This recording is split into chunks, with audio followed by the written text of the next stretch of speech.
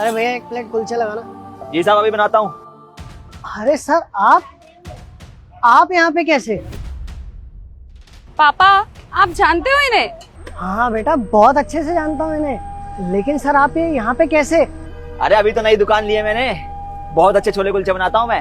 आप रुकिए, मैं अभी आपके लिए बनाता हूँ। पापा आप इतने बड़े बिजनेसमैन हैं और आप इनको सर कह रहे हो। कौन है ये? कुछ सोच समझ के ये आपने सर बोला होगा इन्हें। अरे बेटा ये हमारे जैसे बहुत सारे बिजनेसमैन को फाइनेंस किया करते थे, लेकिन मुझे समझ नहीं आ रहा इनकी ये हालत। अरे सर आप बताइए ना ये सब कैसे और क्यों हुआ? भरोसा करने की कीमत चुकाई है मैंने। बाकी कभी दोबारा मुलाकात होगी तो विस्तार से बताऊंगा। अभी तो आप छोले कुलचे खाइए, क्यों इतनी टेंशन ले रहे हैं? बताओ लगाऊं आपके लिए? नहीं सर मुझे ये सब जानना है, और यहाँ पास में ही मेरा घर है, आप चलिए ना वहाँ बैठ के बात करते हैं। पर नितिन जी नई दुकान खोली है, किसके भरोसे छोड़ के जाऊंगा? दुकान भी तो है मेरी। अरे सर दुकान तो कोई देख लेगा ना, अब मेरे साथ चलिए बैठ के बात करते हैं। अब ऐसे नहीं मानेंगे, अब आप इतनी जिद कर ही रहे हैं। चलिए मैं चलता हूँ आपके साथ। भैया दुकान देखते रहना, मैं आता हूँ अभी। आइए बेटा पानी। सर आप बताइए सर कि ऐसा आपके साथ क्या हुआ था जो आपकी ये हालत हो गई? नितिन जी जिंदगी की सबसे बड़ी गलती तो बस एक ही है, भरोसा। और उसी भरोसे ने मुझे बर्बाद कर दिया। पर सर आपने ऐसा किस पे भरोसा कर लिया जिसने आपकी पूरी लाइफ खराब कर दी? रोशन याद है आपको? हाँ सर याद है, लेकिन उसकी कंपनी तो अब दिवालिया हो गई ना। उसने मार्केट से करोड़ों रुपया उठा रखा था। वो आया था तो मुझे ये बात भी नहीं पता थी, और तो ये भी नहीं पता था कि वो इतना बड़ा बेईमान निकलेगा। बताइए रोशन जी, मैं आपकी क्या मदद कर सकता हूँ? देखिए सर, मैं यहाँ पर एक उम्मीद से हूँ। मुझे अपना काम स्टार्ट करना है, लेकिन मेरे पास पैसे नहीं है। मैंने सुना है कि आप लोगों की मदद करते हो, प्लीज़ सर मेरी मदद कीजिए। देखिए यहाँ पे जो भी आता है उसकी मदद तो हम ज़रूर करते हैं। कंपनियों में हम इन्वेस्ट करते हैं, लेकिन कहीं ना कहीं ये चीज़ भी देखते हैं कि हम जिसकी हम मदद कर रहे हैं उसकी बैकग्राउंड क्या है, उसका बिजनेस सेटअप क्या है, उसके पास कौन गारंटर है, एटसेट्रा एटसेट्रा। तो बताइए क्या चीज़ है आपके पास जिसके बिहाफ पे हम आपको लोन दें? सर मेरे पास कुछ भी नहीं गिरवी रखने के लिए है, तो सिर्फ मेहनत। मैं ज़िंदगी भर आपकी गुलामी करूँगा, मन लगा के मेहनत करूँगा सर, और आपकी पाई पाई चुका दूँगा। बस एक बार मेरे पे भरोसा कर लीजिए सर। मैं तो चाहता हूँ आप मेरे गारंटर बन जाओ, बदले में मैं ज़िंदगी भर आपका गुलाम बनने को तैयार हूँ। प्लीज़ सर, मेरी कोई मदद नहीं कर रहा है, आप इस गरीब की मदद करिए प्लीज़। लेकिन हम ऐसे कैसे मदद करें आपकी? कोई गारंटर है आपके पास? सर बस इसी वजह से तो मैं सबसे पीछे हूँ। अगर मुझे एक मौका मिल गया ना अपने आप को साबित करने का, तो मैं साबित कर दूंगा कि मैं क्या कर सकता हूँ। सर देखिए, बस आप मुझे पैसे दे दीजिए, बदले में मैं आपको सिर्फ तरक्की दिखाऊंगा, सिर्फ तरक्की। दिलचस्प आदमी लगे तुम, मेहनती भी लग रहे हो, पर शर्त ये रहेगी कि पूरी ईमानदारी से काम करना और पूरी मेहनत से काम करना। Thank you sir, thank you so much. मैं आपका ये एहसान जिंदगी भर नहीं भूलूंगा। थैंक यू कहने की कोई ज़रूरत नहीं है, बस मेहनत करो। जी सर। उसका गारंटर मैं बना और वो देश छोड़कर भाग गया। नतीजा ये हुआ कि जो कर्जा उसने ले रखा था वो कर्जा फिर मुझे चुकाना पड़ा। मुझे अपनी कंपनी बेचनी पड़ी, मकान बेचना पड़ा, और बिना पैसे के बिजनेस भी कहाँ चल पाता है। बिजनेस फ्लॉप हो गया मेरा और रोड पर आ गया मैं। बताओ मैंने क्या गलत किया? मैंने एक लड़के को मौका ही तो दिया था आगे बढ़ने का। वो मेरे पास सीधा साधा शरीफ बन के आया था, जैसे उससे बड़ा ईमानदार कोई नहीं है। आज वो अपनी जिंदगी ऐसे काट रहा है विदेश में, अच्छा कमा रहा है, अच्छा खा रहा है, लेकिन मैं रोड पर आ गया। मेरे पास ना मेरा घर बचा, ना मेरी कंपनी बची। ये सब कुछ किस कारण हुआ? एक भरोसे के कारण ही तो हुआ, किसी की जिंदगी बनाने की खातिर ही तो हुआ। मुझे क्या पता था कि जिंदगी में ऐसा भी होगा कि एक भरोसे के कारण मैं ही रोड पर आ जाऊंगा। अब आप ही बताएं नितिन जी,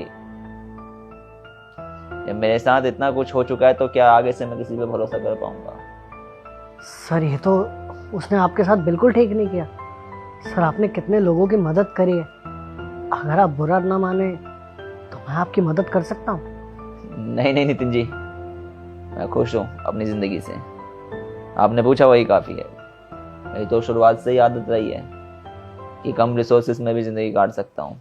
जितना होता है उसी में गुजारा करता हूँ। ज़्यादा आ जाए तो भी फिजूल खर्ची नहीं करता।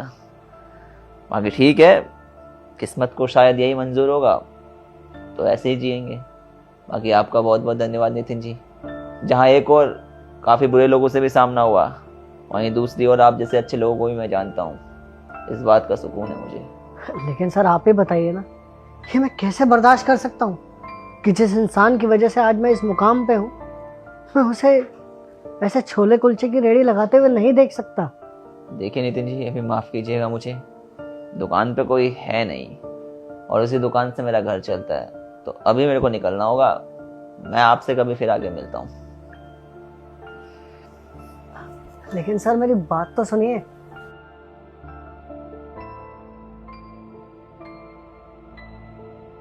पापा जी, ये तो इनके साथ बहुत ज्यादा गलत हो गया।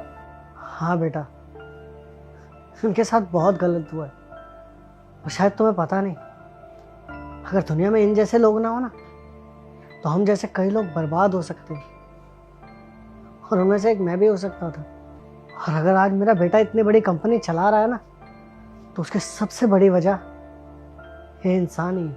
तो पापा जी, हमें भी तो इनकी मदद करनी चाहिए। हाँ बेटा, मदद तो करनी चाहिए और मैं जरूर इनकी मदद करूंगा।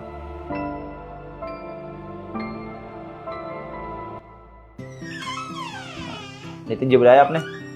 हाँ शेखर, मैंने तुम्हें यहाँ इसलिए बुलाया है क्योंकि मेरे पास तुम्हारे लिए कुछ है। मेरे लिए है? बताइए क्या चीज़ है। ये मेरी राजस्थान वाली फैक्ट्री के पेपर है और मैं उसे अकेले मैनेज नहीं कर सकता, इसलिए मैंने तुम्हें वहाँ का CEO बना दिया है। उस फैक्ट्री को अब से तुम ही संभालोगे और उस फैक्ट्री को मैनेज करने में जो भी मुनाफा होगा वो हम दोनों का आधा आधा होगा। लेकिन सर, आपको ये करने की क्या ज़रूरत थी? मैं खुश हूँ अपने काम से। देखो शेखर, तुम्हारे मुझ पे बहुत एहसान है, मैं उन्हें चाह के भी नहीं उतार सकता और आज तुम मजबूर हो तो मुझे पता था तुम वैसे तो मेरी मदद लोगे नहीं, तो क्यों ना इस जरिए तुम्हारी मदद की जाए। इसमें तुम्हारा भी फायदा हो जाएगा और मुझे भी एक काबिल इंसान मिल जाएगा जो मेरी फैक्ट्री को संभाल सकेगा। तुम तो जानते हो मेरी उम्र हो रही है, मैं अकेले ये सब नहीं संभाल सकता। आप मुझे नौकरी पर नहीं रख रहे हैं बल्कि फिर से मालिक बना रहे हैं। मैं मानता हूँ कुछ चीज़ें मेरा बेटा हैंडल करता है, लेकिन फिर भी मुझे एक काबिल इंसान की ज़रूरत थी और तुमसे काबिल मुझे कोई नहीं मिल सकता। देखो, इस काम के लिए तुम मना मत करना, मुझे तुमसे बहुत उम्मीदें हैं। एक समय था जब तुमने मेरी मदद करी थी और आज मेरी बारी है। देखिए नितिन जी, आज मुझे एक बात समझ में आई कि इस दुनिया में अच्छे और बुरे दोनों तरह के इंसान हैं। मैं लोगों की मदद करता रहता था और किसी ने मुझे धोखा दे दिया, भरोसे का फ़ायदा उठाया, तो मुझे लगा कि शायद कहीं ना कहीं बुरे लोग हो गए इस दुनिया में ज़्यादा। लेकिन आपको देख के आज लगता है कि इंसानियत इस दुनिया में आज भी जिंदा है। अगर आप जैसे लोग इस दुनिया में हो नितिन जी, तो सच में ये दुनिया एक बेहतर जगह बनेगी रहने के लिए। आप जैसे लोग इंसानियत के लिए एक मिसाल हैं, क्योंकि आप जैसे लोगों से सीखने को मिलता है कि हाँ, इंसान को कैसा होना चाहिए। आप जैसे लोगों से लोग प्रेरित होते हैं कि हाँ, मैं ऐसा बनूं तो लोगों का भरोसा मुझ पर रहेगा और लोग अच्छाई की राह पर चल पड़ेंगे।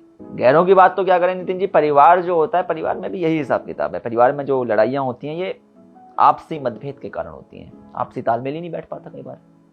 अगर परिवार में आपसी तालमेल बैठ जाए तो वो इंसान कभी किसी के साथ दगा नहीं करेगा जिसने अपने परिवार में प्यार प्रेम देखा हो, जिसने अपने परिवार में संस्कार देखे हो।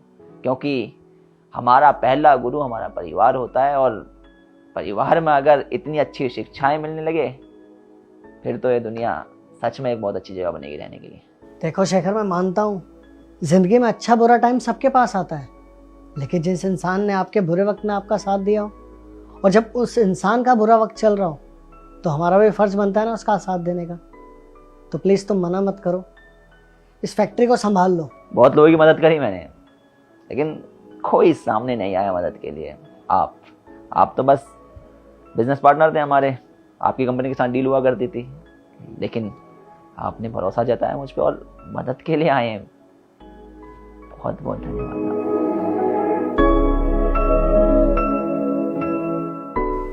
ले जाओ और कल से काम चालू कर देना। Thank you sir, thank you so much. आपने मेरी ज़िंदगी को एक नया मोड़ दिया है। जाओ।